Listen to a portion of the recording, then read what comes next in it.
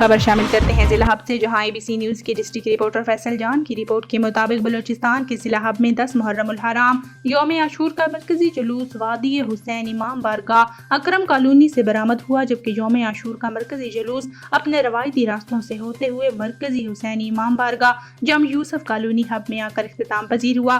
مرکزی جلوس کی طرف آنے والی سڑکیں اور گلیوں کو ضلعی انتظامیہ کی جانب سے مکمل بلاک کر دیا گیا۔ پولیس، لیویز، FC سمیت دیگر قانون نافذ کرنے والے اداروں کے 600 سے زائد جوان جلوس کی گزرگاہوں پر تعینات کیے گئے تھے، جبکہ ڈرون کیمروں کی مدد سے جلوس کی مانیٹرنگ بھی کی گئی۔ بلند عمارتوں پر پولیس اور دیگر قانون نافذ کرنے والے اداروں کی نفری اور اسنائپر تعینات کیے گئے تھے۔ DIG کلاٹ ڈویژن اور SSP ہب نے 10 محرم الحرام یوم عاشور کے مرکزی جلوس کا دورہ کیا اور سیکیورٹی کا جائزہ لیا۔